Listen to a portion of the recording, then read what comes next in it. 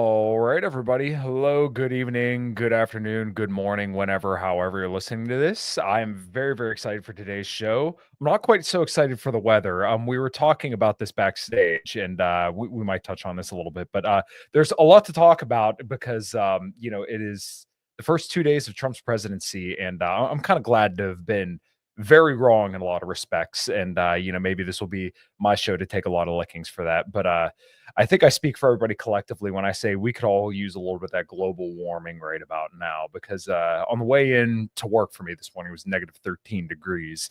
So, and my guest today, he's way, way, way, way down south. And I know for them, anything below 60 degrees and they have everything that can keep them thermally warm in their arsenal out. So, but you guys didn't hear me come here today to hear me talk about the weather and all that stuff.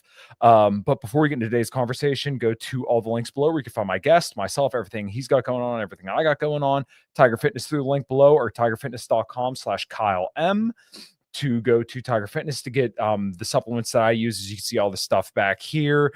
They just released a new flavor of Ruckus, which is an awesome pre-workout flavor. Make sure you go check that out. And I know I'm going to be getting that sooner or later. Deemed Fit through the link below, Sarah M25 to get a little discount, support first responders, and of course Fox and Sons Coffee to get some fantastic coffee. And without further ado, let's get right into it.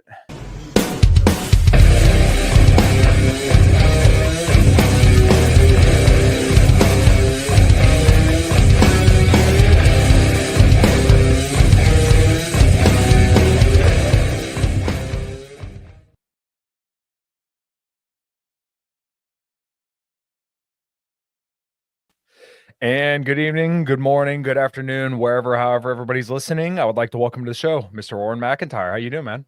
Doing great, man. Thanks for having me. Yeah, of course. I like the tag along the name there because I was just thinking about that as the introduction. I was running like Tapper of Signs. Yeah, I think I left that in there last time I was in someone's StreamYard, but there you go. Yeah, you know what, it works. And look, we got a mutual friend in the chat here, Red Hawk. Good to see you, man. Red Hawk. Oh yeah, he's awesome. So why don't you tell my audience who you are and kind of what you do, other than tapping signs?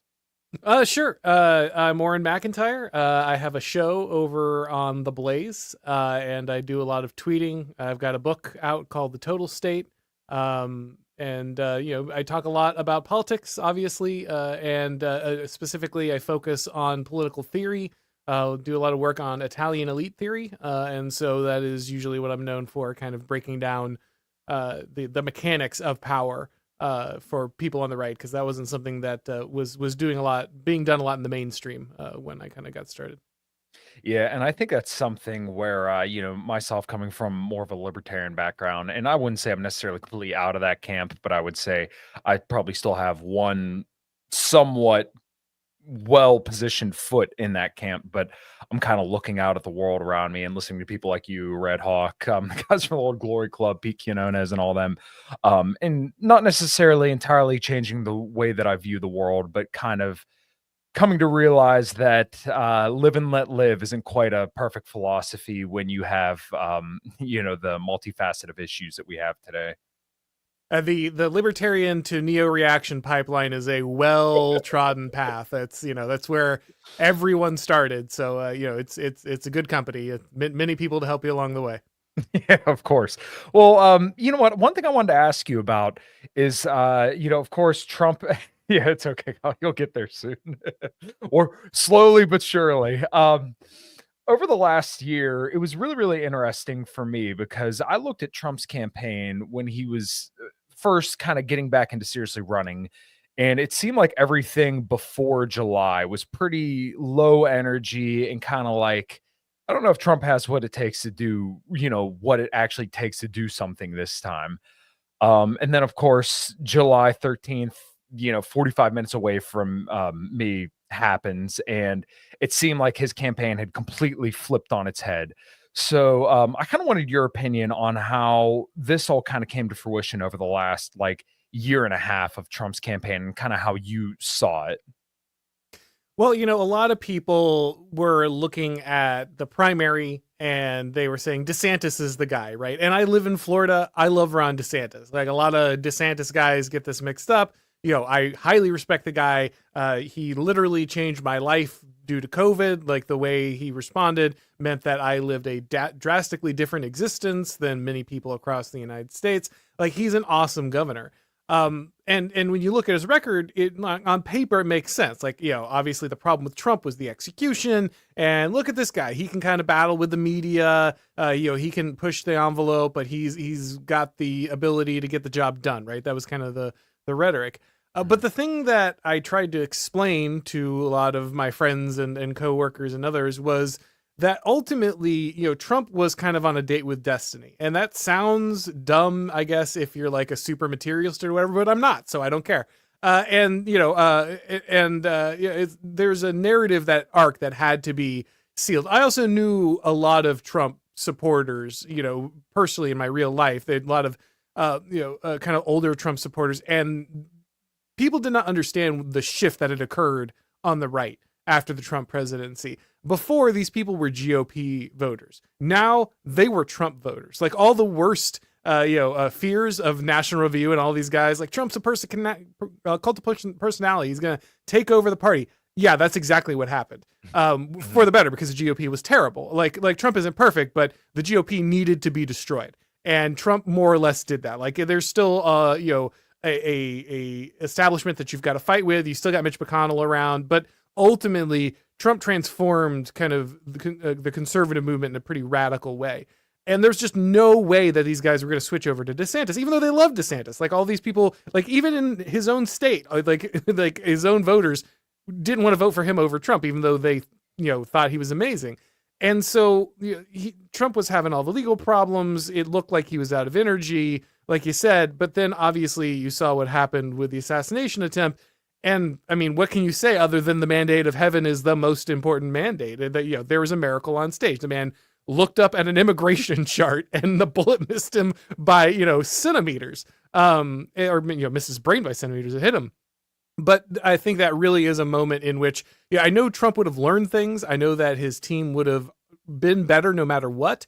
But that, I think, galvanized him, right? That was definitely a forging fire. And at that moment, you've kind of got to make a decision. Like, people are literally trying to murder you for what they think you're going to do. So are you going to do it or not? Right? Like, are you, what's the point of holding back? What's the point of trying to win favor? These people are literally trying to kill you on stage. They want to splatter your brains on TV for the entire world to see. So you better make it worth it. Right? And I think that was really the moment that everyone saw the momentum shift. They saw his mentality shift, his energy shift. We were talking about the Nixonian blowout, that was going to come in with the second term. Now people started to doubt. They started to buy into the Kamala hype. I mean, it looks adorable now, right? But like, that was a real thing at the moment. But ultimately, we did see, him come in with the mandate, come in with the popular vote, come in with the Electoral College win, all across the board, along with the entire House, House and Senate. So truly a one of the most amazing momentum swings in political history. Yeah, and much to your point, I was very, very skeptical of Trump this time around because I kind of looked at his first 4 years and it really seemed like he didn't have what it took. He much would have rather been liked by everybody and tried to make friends, even with people who clearly hated him and didn't have his best interest in mind or his base's best interest in mind. And, still even on his campaign early on, he was still trying to placate those kind of people. And then, like you said, I think it was after, getting the mandate from heaven, so to speak. I think it seemed like he was much more serious, but even up until he got elected, I'm like, I don't know if he's going to do, if he has what it takes, but then, all the executive orders, and it seems like he means business this time around. So I'm holding off on pure optimism, but I'm getting a little bit of the bug. Well, it's one of those things where was Trump perfect? Of course not. Like, he's deeply flawed guy across the board, right? But I am a notable democracy disrespecter, right? Like, I have very little faith in that mode of governance. I don't think it does a good job. I think it basically kind of dooms your society to degradation. So I was never like, well, what I need is the most effective Democratic politician. Like, that was just never the solution for me. So the only solution really was, who is the biggest disruptor, right? And it's not so much what Trump was going to do for me, but the way in which the media was going to blow itself up, the way that the establishment was going to blow itself up trying to stop him. And they sure did, right? Like they shredded every piece of credibility that they had left, which wasn't much, but they threw all of it into the fire, and just none of it works anymore, man. Like Elon Musk did the old Roman on stage, and nobody cares. Like the left's trying to make it a thing, and just nobody cares. It just doesn't matter. You can actually see the life just drain out of them. They have no power, and they know it, and it's just driving them nuts. But also, like, they're just so weak, and they've lost. So it's great that Trump followed through. I'm extremely happy with the first couple days, and you're right, of course. Like, he could blow it up, he could fail, he could lose focus. I just read a piece on this. It's going to go up on the Blaze tomorrow, probably. Like, it's still critical. Like, everything that's done with an executive order can be undone with an executive order. There is still a mountain to climb. But the fact that he came out of the blocks the way he did just kind of showed everybody, like, no, this really is the, where it's at. He could still fail, but I mean, what do you want? Like, if the last 3 days don't put out a statement of intent for you, then I don't know what would. Yeah, absolutely. And, it was kind of like the first day when he started, it seemed like he was actually serious about mobilizing towards the border, foreign policy stuff, which is obviously very, very important to me.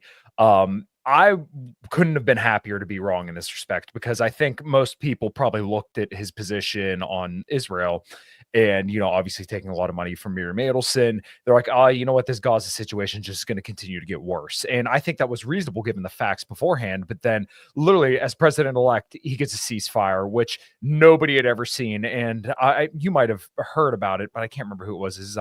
His envoy to the Middle East, Stephen Witkoff, I think his name was, had said, I don't care about the Shabbat.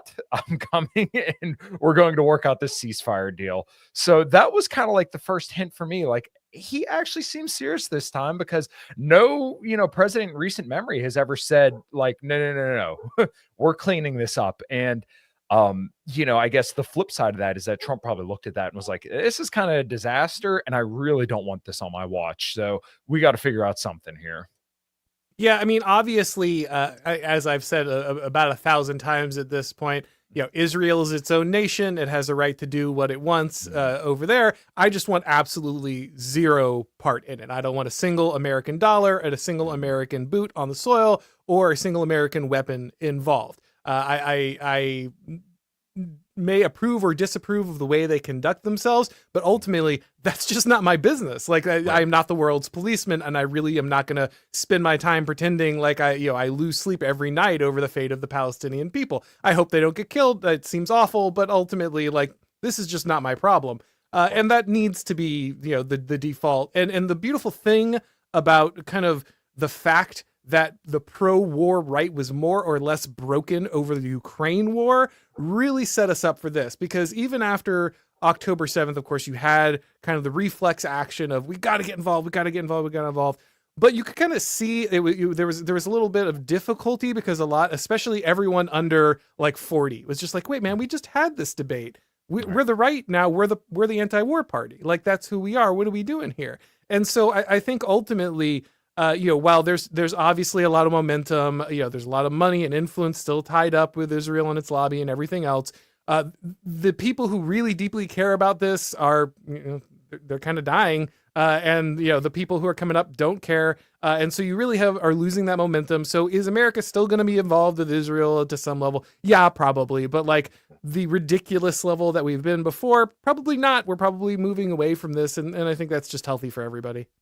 Yeah, and I think that's something that even a lot of left-leaning people, specifically anti-imperialist left people that I'm very, very good friends with, would agree with. And I think a lot of the more younger right-wing faces are kind of looking in the same direction, because it's like, look, over the last 20 years, if you can't see that the Middle East is just a disaster that the US has no idea and shouldn't be involved with, then like, I don't know what to tell you at this point, because clearly that's all been very, very failed policy. So one other thing that I kind of wanted to go back to a little bit was kind of looking at DeSantis and Trump. it almost seems like more of the conservative energy was behind DeSantis. And when I say conservative, I mean like literal conservatives, whereas Trump was more of like just, the general right wing culture, not conservatives in particular. In you kind of walked around this point a little bit earlier, but DeSantis was very effective at using power, whereas I think a lot of people looked at Trump in his first 4 years and thought maybe he wasn't as good at using power. But now, obviously, that seems to have changed. What do you think about that dichotomy between conservative, maybe you could say conservative ink and kind of like the right wing base? Yeah, I would say that, of course, I'm not even a fan of the word conservative. Mhm, I don't think that that accurately describes what we should be doing. mhm, But to the extent that it is used, of course, I use it because, that's the lingo to tag people.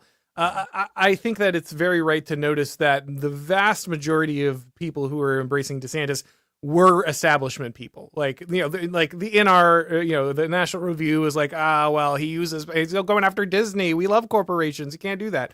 But the vast majority of the people who were pushing for DeSantis were really those that were hoping he would be the controllable Trump, right? Like that was the thing. It's Trump, but we can keep the leash on him, right? And that was the hope.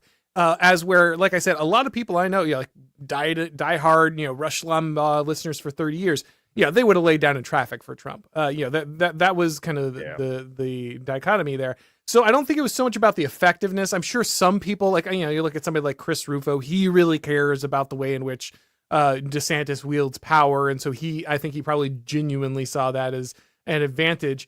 But ultimately, I think for most of the establishment conservatives, the thing they thought that was good about Ron DeSantis is that they could control him.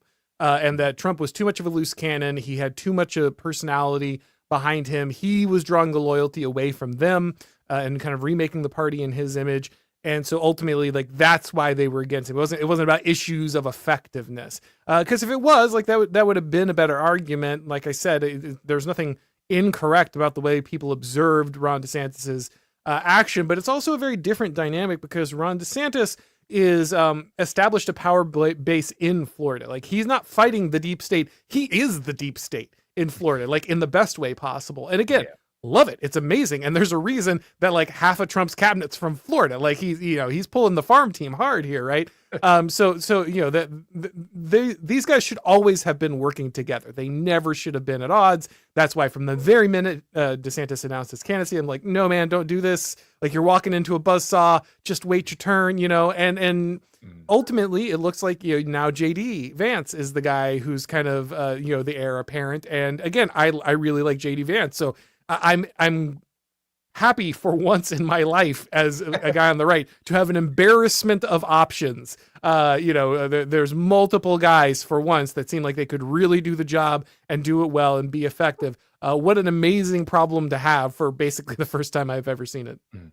Well, and another thing that was important about Trump winning this time as well, kind of to your point, is that it almost seems like he's handing over power to the next generation, if you will, because JD Vance is what, like late 30s, early 40s, Yeah. if I remember correctly. And then, Jay Bhattacharya, and some of his other picks, Tulsi Gabbard, Kash Patel, all these people are like millennials, or what would they be, like late Gen Xers or something like that. They're all people that aren't boomers because, I mean, let's face it, over the last 20 years, pretty much most of the candidates, more on the right and then maybe even the left, were mostly older people, the boomer generation that just will not give up all the power and, pass the torch on to the next generation.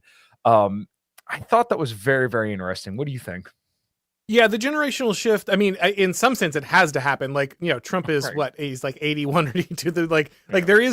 there are no more boomers to hand power to. Like, like you're gonna need a guy in an iron lung, to be Yeah. able to hand the power to anyone else. So in some sense, it had to happen. But also, yeah, like there is it feels like, guys like JD Vance and guys like Ron DeSantis are young and hungry, and they are coming from a different style. They don't believe that they have to be kind of the graceful losers. It's not about beautiful losers. It's we wield power, we win, we make changes. We aren't afraid to push back against some of these classic things. Probably a little more Vance now on that than DeSantis, even though I think again DeSantis is really good. DeSantis still holds on to many of kind of the um, traditional, or I shouldn't say traditional because it's really only the last couple decades, but kind of the neocon instincts in a way that that I think Vance has largely eschewed. And so ultimately, I think again it's just a good mixture, but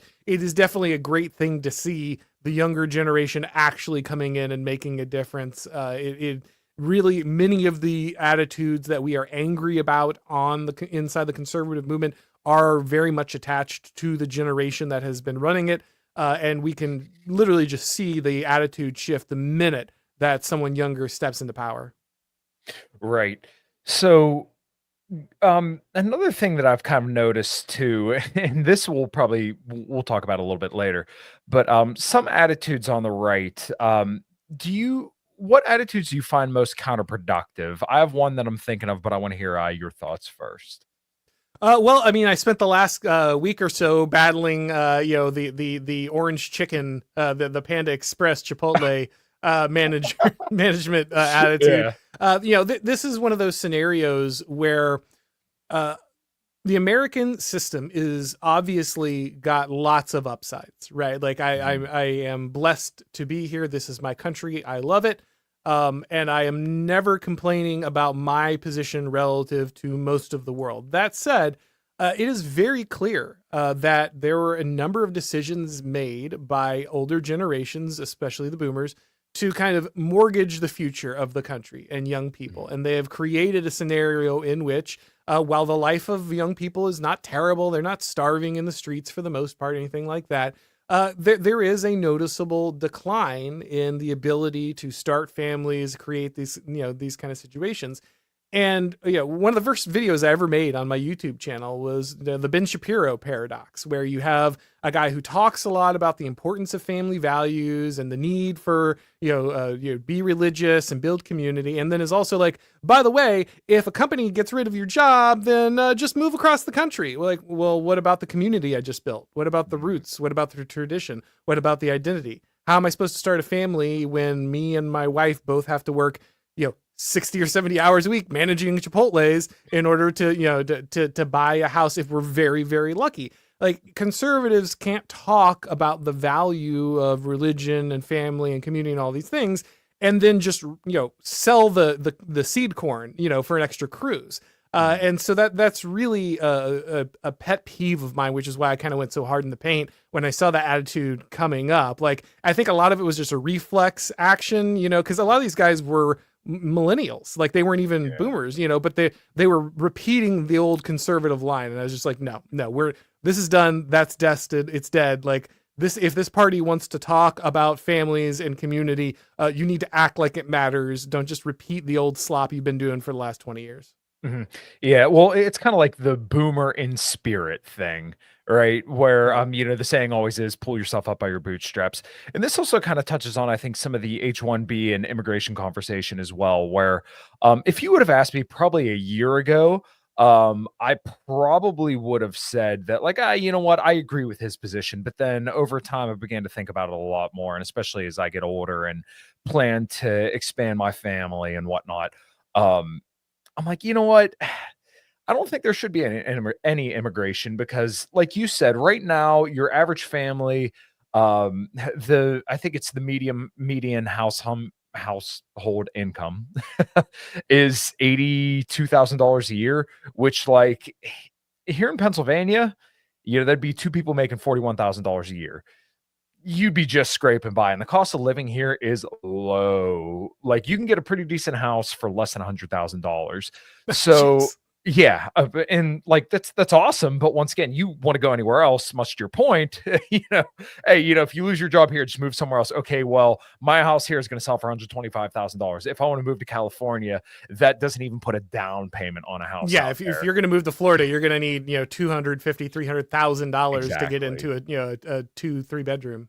Right. So I started to shift over to the position of, like, I don't think we should introduce any more people, legal or illegal, obviously, into the system until we kind of figure out how to kind of make the standard of living for the average American so that they feel like they can have a family comfortably. And like, this is very arbitrary, but I think it's a reasonable thing to say is like, hey, you know what? We got to take care of ourselves before we start saying we can welcome other people here. So, to another point, when Vivek kind of criticized American culture, I don't think he was entirely wrong because, there are a lot of people who probably criticize him that would also complain about the participation trophy generation. But at the same time, you just kind of got this very, very nice position in the MAGA movement. And not to mention, you also kind of did a giant rug pull that fucked over a lot of people and made a lot of money yourself. I don't think this criticism necessarily rings very true when it comes from you. So, what were your thoughts when that kind of debate broke out? Yeah, I mean, so obviously it would be better if American education wasn't garbage, right? And we actually taught kids stuff and they were competitive.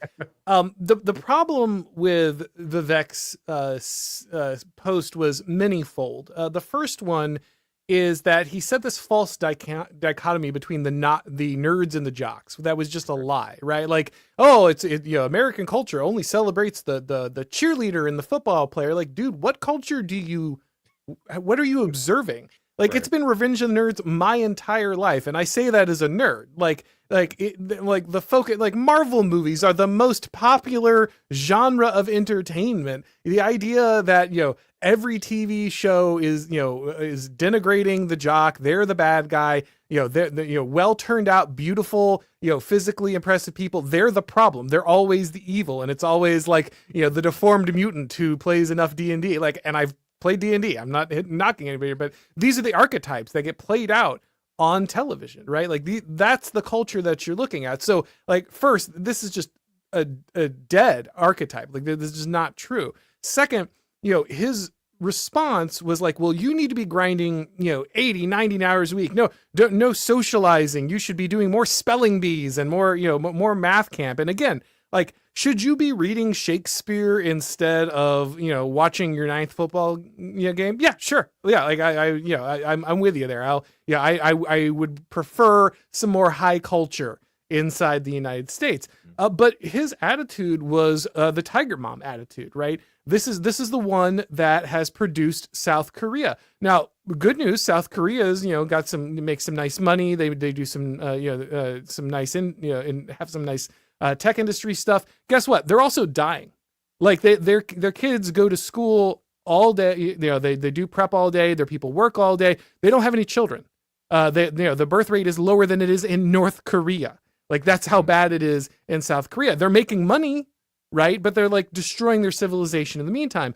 Also, you look at a lot of these Asian cultures where people are working that much and they can't innovate. Like, yes, they can iterate, they can produce, they can copy at a high rate, but they have a difficult time creating new things, right? And that's because burning yourself out all the time actually destroys your ability to be creative, to grow and build in particular ways. Maybe that's the best thing for them. Maybe that's the way that those countries should be run. Maybe that's what success looks like for them. But it's not what success looks like for America. America is known for its Protestant work ethic. Like, that's literally the thing that is acknowledged as a widely influential on how America got here. But that was never a work every single moment of the day situation. And if you look at people's mental health and the way that young people are handling things right now, the problem is that they get less socialization, that they have fewer friends, that they aren't meeting romantic partners.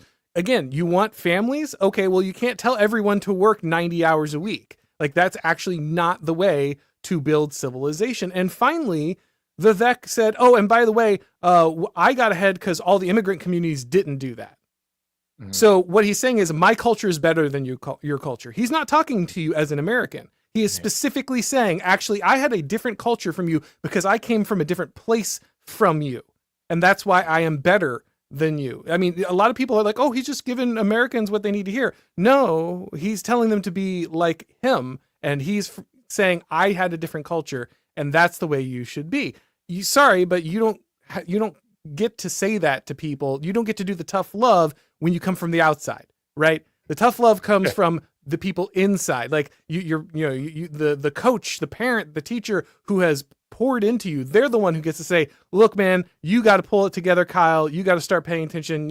I love you. I'd do anything for you, but I need you to work harder, right? Like that's where that authority comes from. You don't get to come from another culture and say, oh, by the way, my culture is just superior to you, and I'm going to give you the tough love speech. Like, no, man, go back. Like pack it up, get in the locker. Like, sorry, we're not doing that. You can be American or you cannot, but you can't tell me, oh, well, my immigrant culture is better than your American culture, but I'm also American. Like, you got to pick a lane, man. It's got to be one or the other. And especially when you're not acknowledging the DEI stuff, the way that, native born Americans have been pushed out of their own economy, their own education, their own job opportunities. When you don't mention any of that in your speech, then you're basically saying, oh, well, I know you've been, basically shackled to the floor, but I'm running around you. I'm just so much better. My culture's so much better. Actually, it's illegal for for my company to hire too many people who look like me, because they can hire all the people they want that look like you. That's literally the law of the land in the United States. So maybe it's not the spirit of your culture. Maybe you get a break because the laws are literally tilted in your favor.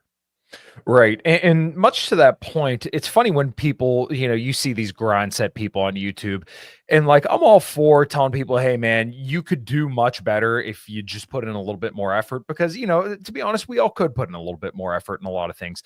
But that being said, when you hear the people saying, oh, I work 80, 90 hours a week or something like that, you're not working that entire time. It's short bursts of intensity, and then you go do something else, you sit down, you take a shit, you go to the bathroom or something like that, whatever, and then you get back to it. You're not, constantly swinging a hammer for those full 90 hours. I work on cars for a living.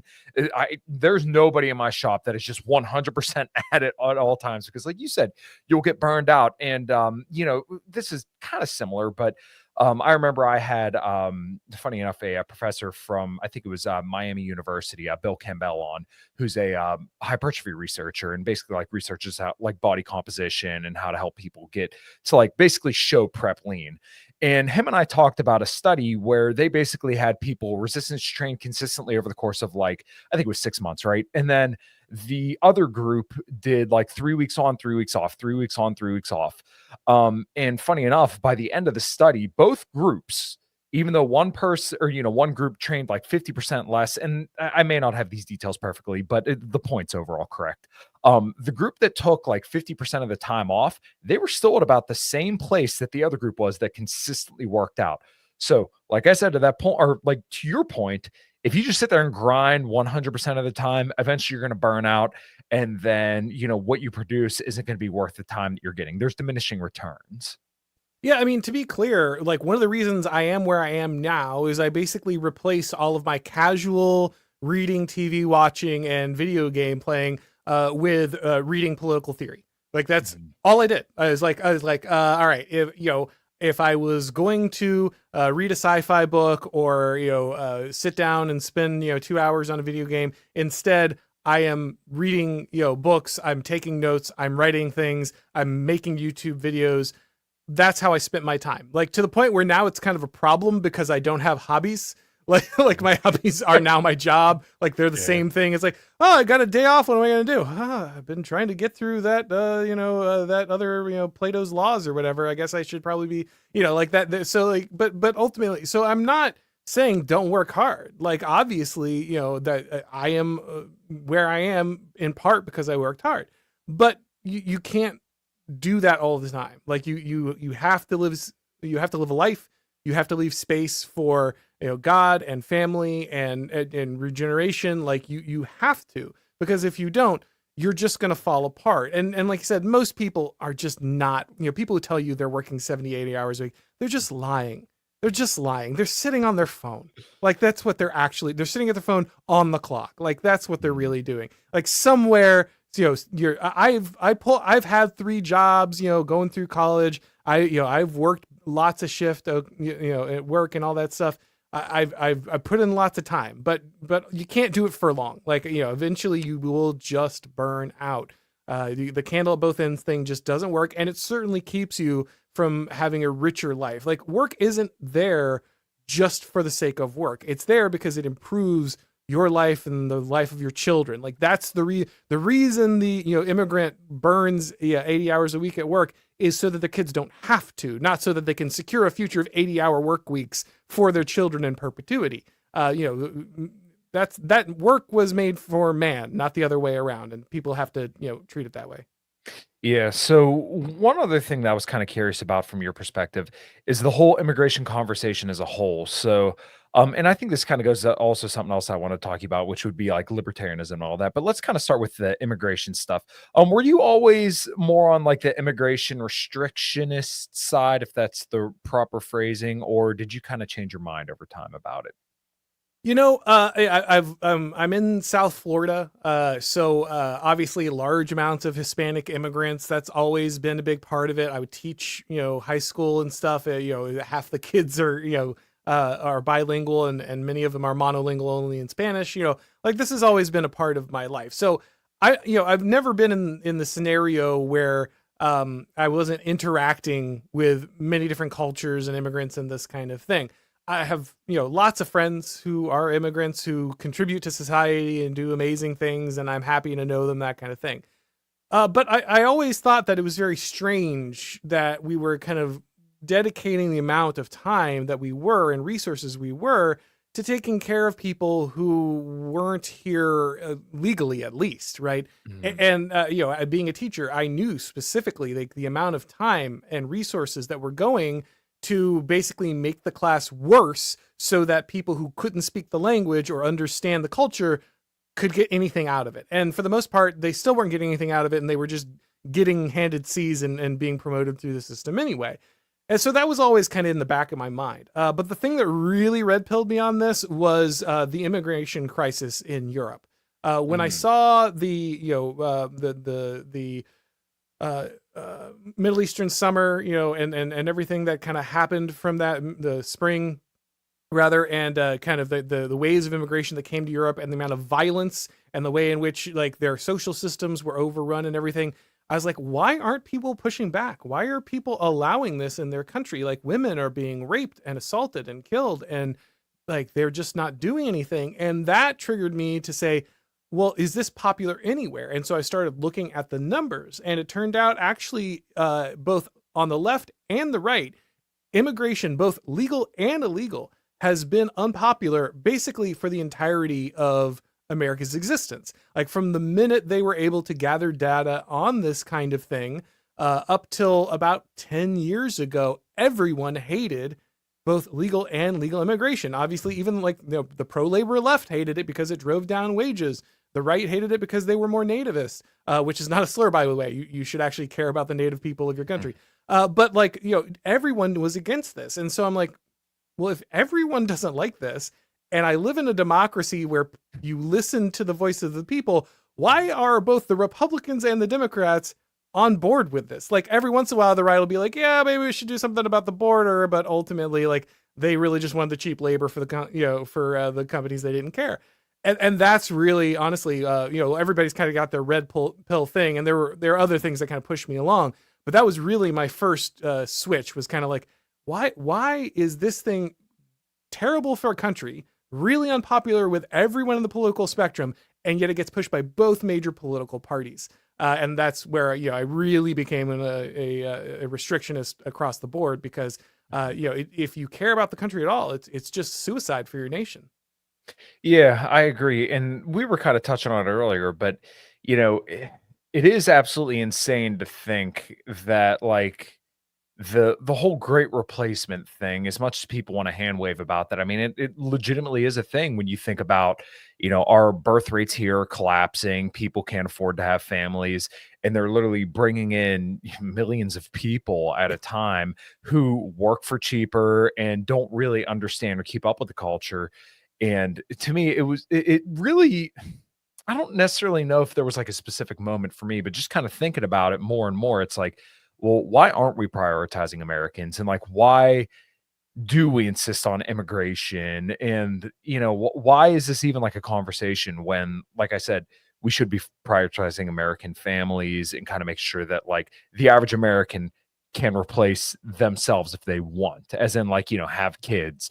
A wife, if she wants to, could stay at home, and you don't ever hear people saying like, I just can't afford to have kids, because I think that's where a lot of people are at. And I think that's why people are choosing to have kids later and later and later. And people kind of look at kids as more of like a commodity rather than something that's like going to make their life and everything about, their family and their community better.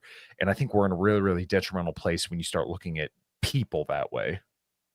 Yeah, Oswald Spengler said that once the question of having children is a question rather than a normal rhythm of life, that's kind of the end of your civilization. Like that's when you're kind of screwed, because like the normal life cycle of a human being involves children. Like that, it is just the way that you have always existed. But we have modern contraceptives that can switch that off, but that's actually not that new. Like Rome had this, that was one of their downfalls. And so actually what we see is a cycle, that is not particularly modern, even though we've modernized it, in which once societies kind of fall out of this rhythm, they always struggle to get back, right? And we even see this with some of the like I think it's either Norway or Denmark, where they were pushing very hard to incentivize births, and Hungary does this, I think, where they like after the fourth child or something, you don't pay taxes anymore. And it works a little bit. It makes some improvement, but this is a problem that affects all of modernity. It is bad in the United States, but it is bad all over, to be fair. And I actually believe that ultimately modernity is the great filter. Like actually, the morphological life cycle of civilizations kind of repeats itself in this way. Like once you get advanced enough, you just kind of stop producing yourself anymore. But ultimately, it is incredibly foolish to think that you're going to outrun this problem with immigrants. Only one, because it's failed every time it's been tried, including Rome. Two, because actually immigrants become American and have fewer children faster than they replace themselves. So not only are you destroying your culture and limiting opportunities for your native population, but your Ponzi scheme doesn't work either, because actually these people just adopt, even if they did adopt the other parts of your culture, they adopt the thing where they don't have as many kids. And so ultimately you're kind of dooming yourself all across the board. So it really makes sense if for no other reason than it's just failed every time that it's been tried, that you would at least kind of favor your own civilization more. Your residents should be the ones who are receiving the priority when it comes to the ability, like you said, to have children, grow families, receive opportunities. And the people who are lucky enough to kind of join that should be incredibly grateful. But that should not be any kind of solution to the problem of, kind of your welfare system or anything else. Mhm. Yeah, so one thing that I've thought about quite a bit, has been, like, this idea of progress, because obviously, the fact that we do have significantly less deaths from just climate overall is a good thing. The fact that we do have labor-saving devices is a good thing. Like, there are a lot of great things that came from the Industrial Revolution and from European whites who brought up the living standard of the entire world. But at the same time, that did come with the cost of kind of what we're talking about here, is like a reduced birth rate and people starting to look at having families as a different thing. So that kind of led me to the question, like, okay, well, is there like a happy medium here? Or like, what the hell can we do about this? Because it doesn't seem like we're not going back, right? As in, you can't get rid of all this technology. Like these, we're gonna have to learn how to live with these smartphones. When it comes to like health and stuff like that, we're gonna have to learn how to live with hyper palatable foods. We have to learn to live with this stuff. But it doesn't seem like we've figured out how to learn to live with it, and like we've learned how to live with it and still continue on as a culture, and not necessarily as a species. I mean, there's still gonna be plenty of people on this planet, but birth rates are just way down, and people aren't really concerned about having kids. So what do you think about this idea of like progress and the fact that, like, as we get more advanced, people look at having families differently? I don't really believe in progress. I think that there are no solutions, only trade-offs. Sure. And so you solve problems through technology, but you usually create as many, if not more, problems when you create it. And I don't see that to be a Luddite. I am skeptical that humans have the ability to stop themselves. Mm. We all have spent our entire lives consuming media about the dangers of AI, right? Like literally, the first science fiction novel is Frankenstein, right? It's the what terrible thing happens when science is unleashed, right? And from there, Mm. we've got the Terminator and everything else that we grew up on, and yet here we are, building AI as fast as we can, gain of function research, which is just Mm. insane, right? Like, the Right. people who are doing it should be redacted, like it's insane. And yet, I don't know that we can really stop ourselves. I think that there is, that this is kind of the tragedy of the human condition.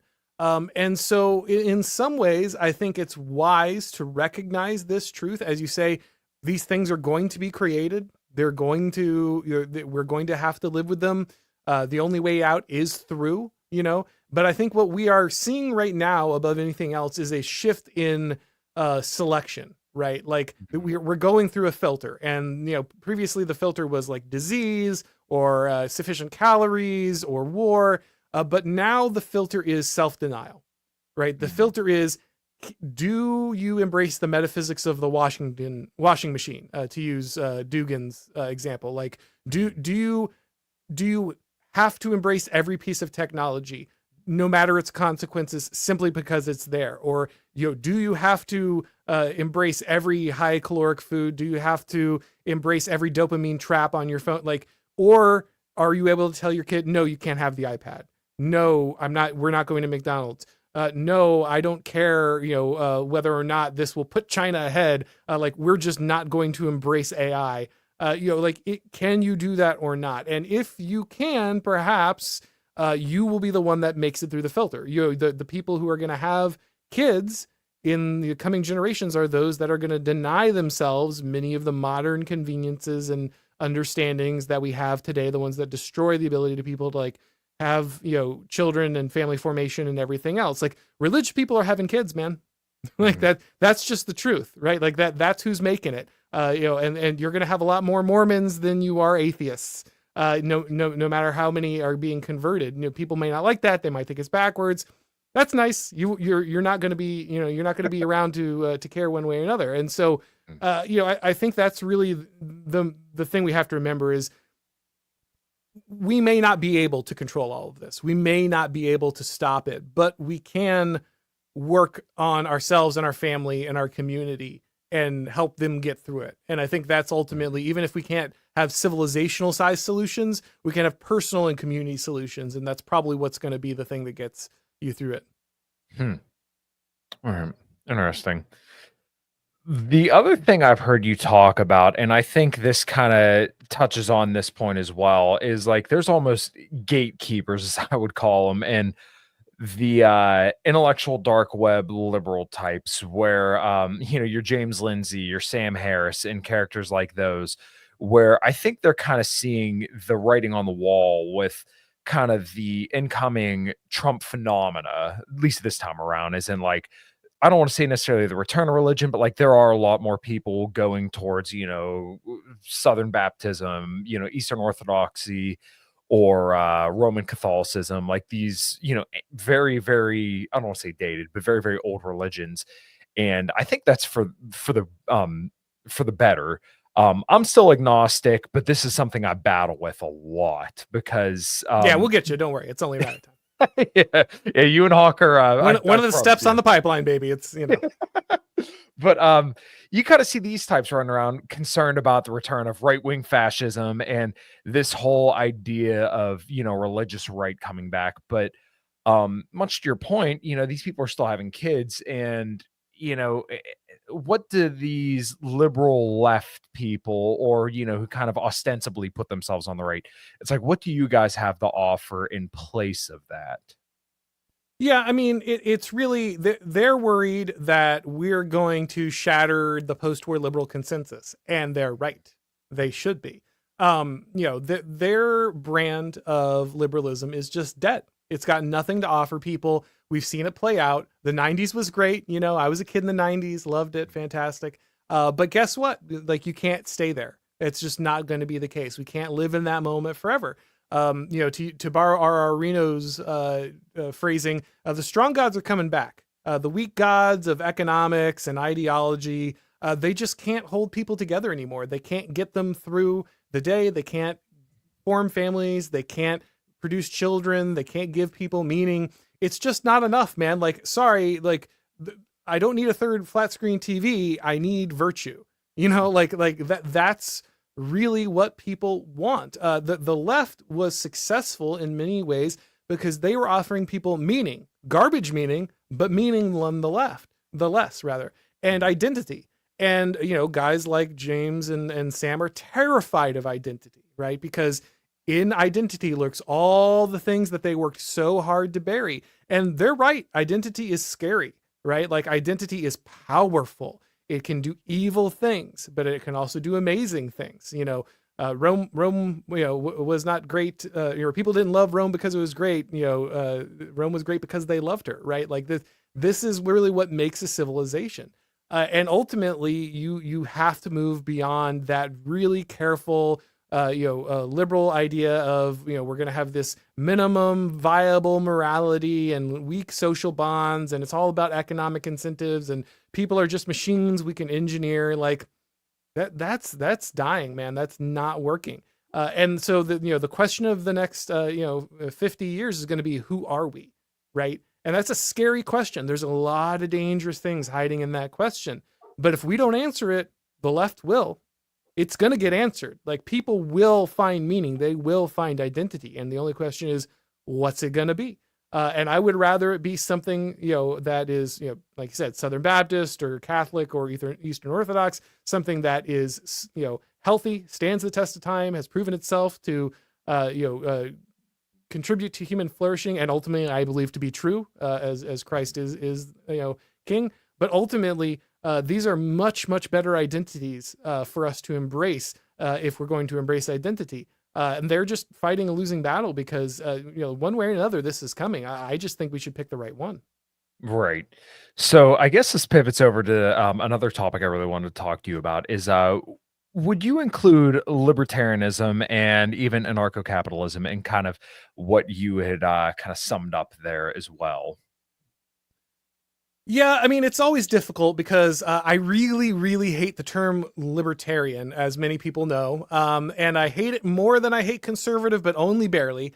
Because every time I talk to a libertarian, when I point out the problems of left libertarianism, they're like, what are you talking about? Libertarian is awesome. And it's like, okay, man, like if you guys who have radically different positions could stop calling yourselves the same thing, that'd be great. Like Hans Hermann Hoppe is a genius who understands, reality way better than, most conservatives. And he is so far away from Bill Maher that it is hilarious. But both of them call themselves libertarians.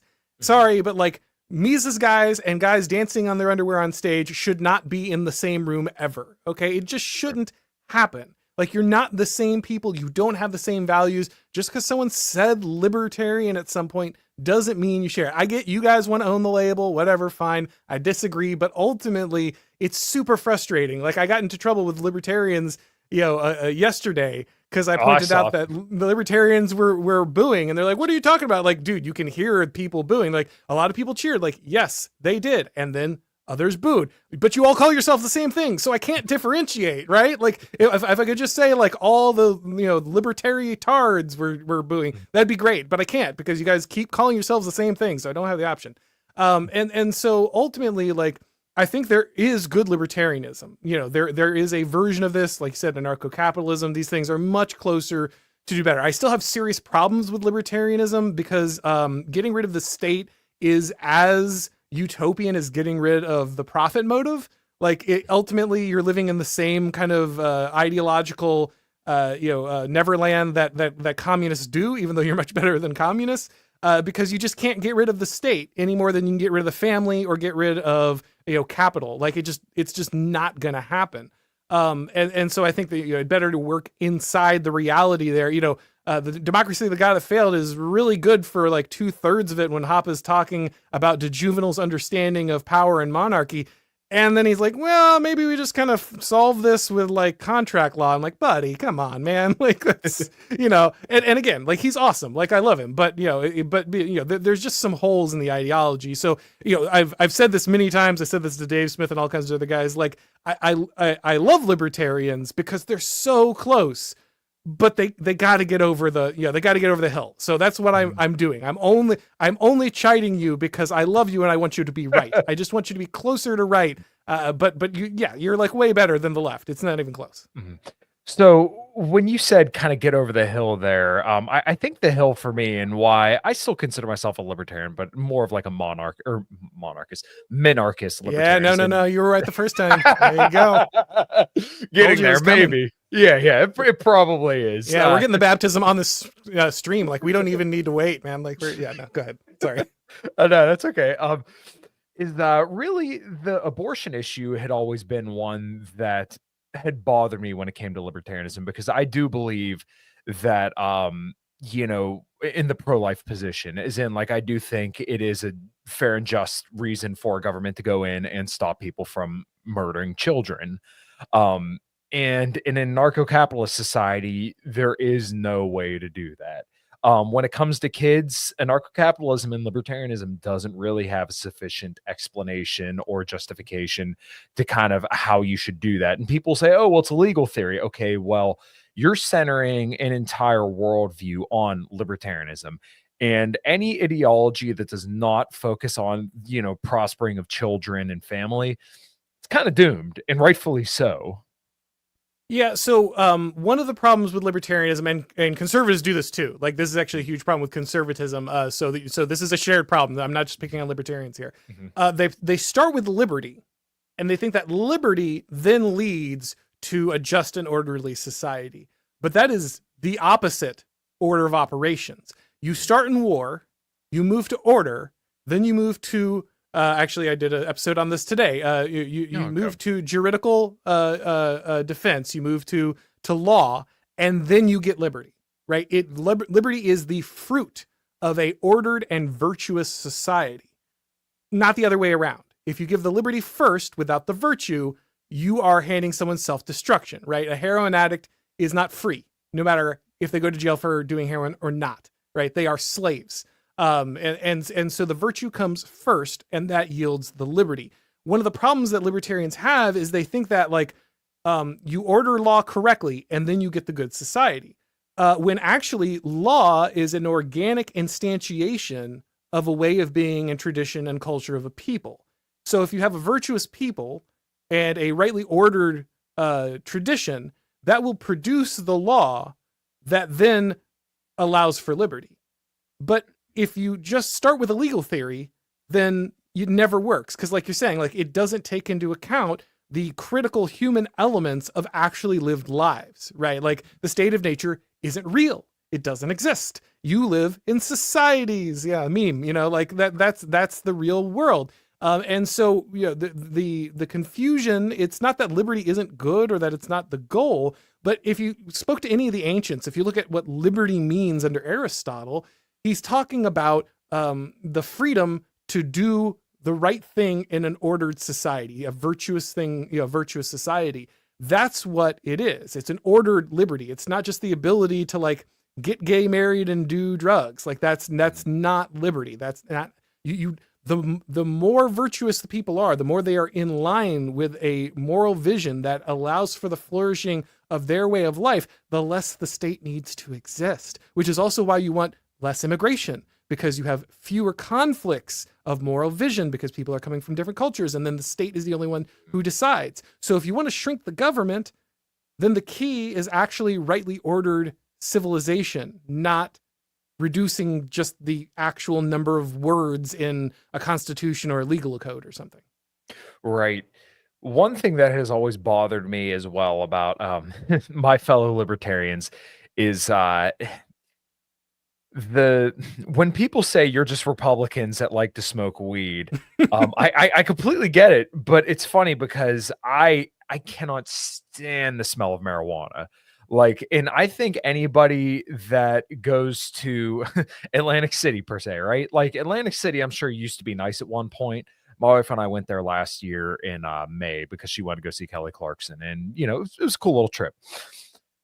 When I'm walking down the boardwalk at 7:10 in the morning, and all I smell is weed, and there's homeless people coming up to me, um, if it makes me not a libertarian to say I think the police should come in and remove those people or tell them you can't be here, I'm okay with that, because I don't think anybody would want their 5-year-old kid to be walking on a boardwalk in a public space and have to see stuff like that. But there are libertarians that will defend it all day, every day. And I don't think that's a defensible thing. I don't think anybody should be chomping at the bit, or, your answer to that just shouldn't be, well, end the state, bro. Okay.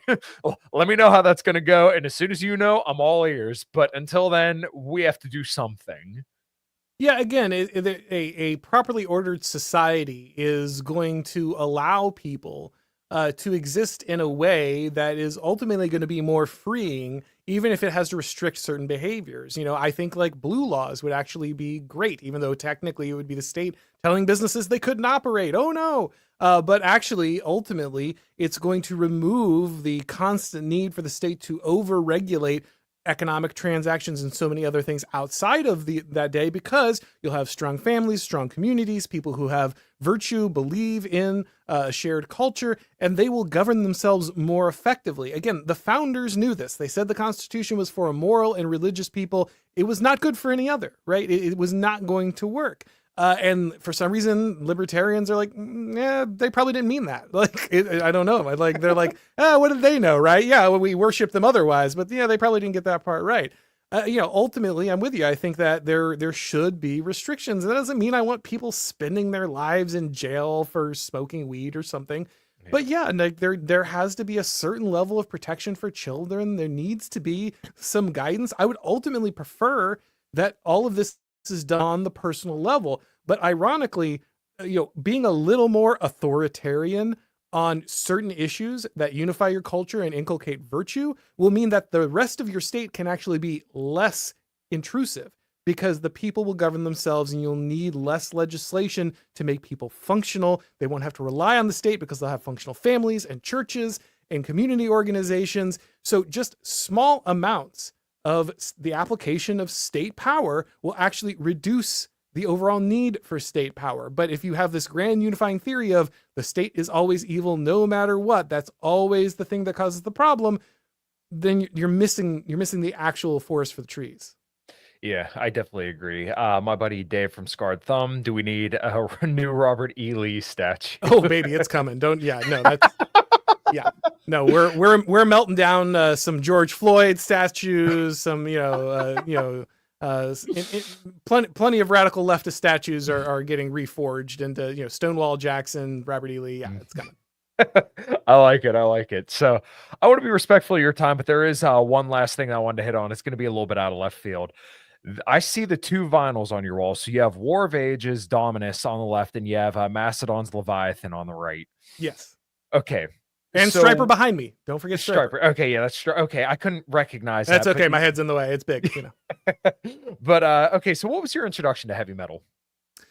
I probably heard Black Sabbath on the radio when my mom was listening to oldies, because they would drop like War Pigs and stuff in there. I'm like, wow, that sounds much different than the Temptations. This is pretty cool. But I didn't really get, people will laugh, but I'm not just doing the meme here. I am actually a fan.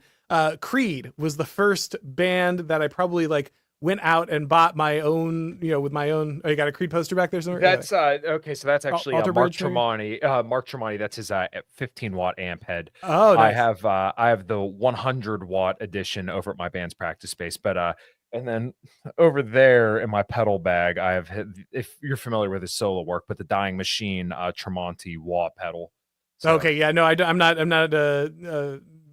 familiar with all of the tech. I just enjoy the music. I'm the rare metal fan that never tried to be in a metal band. Though you do a great job, so well done. Thank you. I appreciate that, man. But yeah, that was kind of my first introduction to harder music. I know everyone who's an actual metal is laughing at that, but from there I was like, oh, this Metallica stuff. Oh, the new Metallica stuff is okay. Oh, this old Metallica stuff, actually, this is better.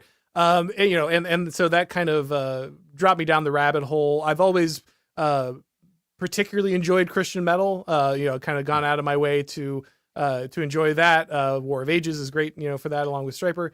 But metal in general has always just been something I've really enjoyed. Mhm. So I listened to you and Pete's show on a heavy metal Christmas, and Oh, that was you so guys. bad. I forgot every single metal band. It was so bad. I embarrassed myself so terribly. Like, I don't know what happened. It's like I walked into that show and just immediately forgot everything about metal. But yeah, it was still fun to talk about it, of course. Yeah, those shows are the worst where you kind of go in and just all of a sudden everything's just gone out of your mind. And you guys talked about Black Label Society. I put on my Black Label Society hoodie, and you guys were talking about Pantera, and Pantera is my number one favorite band in the world. Like, I believe Pantera, and I will die on this hill 100 times out of 100. I do believe Pantera was the greatest band to ever walk the earth, because just you can't watch 1991 Pantera in Moscow and not just be like, all right, nobody ever did that before. Yeah. So you said your favorite album was Vulgar Display of Power. And it was kind of Mhm. interesting because you guys also were kind of dancing around saying most people say Great Southern Trendkill. And maybe this makes me the normie, but my favorite would definitely be Far Beyond Driven. Fair enough. I mean, I've never quite jived with Far Beyond Driven. Of course, it's an amazing album. I'm not, Yeah. but I would literally probably, I play Reinventing the Steel more often than I play Far Beyond Driven. Okay. Cowboys from Hell is probably my second favorite Pantera album. Mhm. And I really like Down. I listen to Down almost as much as I listen to Pantera. I've always been a big fan of Crowbar and Corrosion, and so just really enjoyed it. I tend to be more of a power metal guy than a groove metal guy. But certainly, Pantera is amazing. Like, if anybody who's, I don't think I've ever run into anyone who's even mildly fond of metal who's like, yeah, Pantera is just not my thing. Sure. So what were your thoughts on kind of like the new wave of American heavy metal? So War of Ages would kind of be like loosely associated with that, but when I think about this, I think more of like 1998 to like 2007. So we're talking Killswitch Engage, Trivium, Bull for My Valentine, God Forbid, Shadows Fall, bands like Lamb of God, even bands like those. What was your thought on that kind of era of metal? I wasn't listening to a ton of metal at that time, and so I've kind of backfilled that. Which I like All That Remains. I know Phil now. We're friendly with Phil and everything, and so really enjoy a lot of that music. But honestly, I don't know. I don't know all of the bands at that time. I've listened to a lot of Mm, Killswitch. I've listened to a lot of All That Remains, Lamb of God, and such. But if you were like quizzing me about like all the metalcore scene and kind of that kind of stuff at that time, mm, I wouldn't know every band. I wouldn't have a deep dive. I've got a much better chance of guessing any given like Blind Guardian song than I do mm. necessarily those bands. Gotcha. So what was your first concert that you ever went to? Oh boy, first concert I ever went to, it was probably I would imagine it was Audio Adrenaline. Again, a lot of Christian music as a kid, Mhm. especially. So I remember. Do you know who Phil Keggy is? No, You're a doesn't ring any guitar bells. player. Okay? So when we're done, you're gonna go listen to Phil Keggy. Might be one of the most amazing acoustic guitar players of all time. And I remember Gotcha. I was going to watch a Christian band called The Cry at when I was like a early middle schooler, and he was opening for them, which is just Mm, the saddest travesty in the world because this guy is like light ages, beyond them. yeah. But he like just kind of in the middle of like playing this amazing acoustic solo, like flipped the guitar upside down and started playing with his teeth, which I know isn't like, but like at that time I was just like, that's amazing, like this is what's going on here. And so Mhm, yeah, those are kind of my early concert. I remember going to Skillet when they mhm. were nobody had heard of them on the mainstream, and Yeah. that kind of stuff. So yeah, a lot of Christian metal and rock early on, where that's where most of my concert going was. But I have seen Black Label. I saw Zach like absolutely demolish a handle of Jack at a small club in Tampa Mhm. while shredding. So Oh, that's awesome. Okay, so what would be the best metal concert you've ever been to then? hmm. Um Best metal concert I've ever been to. Recently I've gotten to see a lot of bands that I wanted to see on their way because they're probably doing their last tours. So I finally got to see Maiden. I finally got to see Nice. Priest. I got to see Sabaton. They're not on their last tour, but they were touring with Priest. And then I got to see All That Remains along with Megadeth. In Mudvayne. In Mudvayne. I gotta say, the Priest concert was probably my favorite. That was pretty amazing. I know it's old. I know it's not the hardest core at this point, but I'm a really big Judas Priest fan. Songs like Painkiller and Jawbreaker, like still like the minute they, the opening riff, I'm just like, yes, turn it up 1,000 times. I want to listen to that all day. Nice. Did you get to catch Lamb of God and Mastodon when they were touring? No, but I am catching Mastodon with Periphery and what's the Coheed. They're on tour, and so they're coming into one of my areas here soon. So get to see them. And and of course I got to see Stryper last year. Nice. In live for the first time, so that was pretty amazing too. Michael Sweet can still hit every single note live. Nice. Which is amazing because that guy actually shrieks more than Rob Halford. Like his voice was far more intact than Halford's, and Halford was still pretty amazing for a guy in his 70s. Yeah, absolutely. Kind of reminds me of like Sammy Hagar. He'll be 80 still touring, and there were like rumors going around saying that he was gonna retire, but then I think I just saw an interview like a day or two ago, and he's like, "No, I'm still going." I'm like, man, could you imagine being his age? He still looks damn good too for being like 70 years old. Well, Alice Cooper, I'm going to be seeing him too. So yeah, Nice. Another guy who's still out there on the road somehow. But yeah. So I seen Metallica. We went and saw them out in Jersey, and we saw the Pantera celebration. So it was Friday night was opening up was Mammoth Van Halen, then it was Pantera, and then Metallica, and then Sunday night was Ice Nine Kills, Five Finger Death Punch, and then Metallica. And I'll tell you what, they still played pretty good. And my wife just got home, but I knew she was a keeper when we were walking out of the venue. And I don't know how you'll feel about this, but she never seen Pantera or Metallica before. Or no, she saw Pantera because she went and saw them when we went to go see Lamb of God and Pantera here in Pittsburgh. And I was like, all right, so now you've seen Pantera and Metallica. Which one do you like more? And we're walking out and she says Pantera. I was like, all right, you can stay. How was Modern Pantera? Because that tour is supposed to be coming into Florida, and I wasn't sure whether to pull the trigger or not. You should. You should. Yeah. Phil sounds better than he has in like the last 10, 15 years. If you saw Down back in like 2014-ish, which you had to have, or, I know he was touring a whole bunch back then. I seen them like twice. They did a tour with Black Label Society.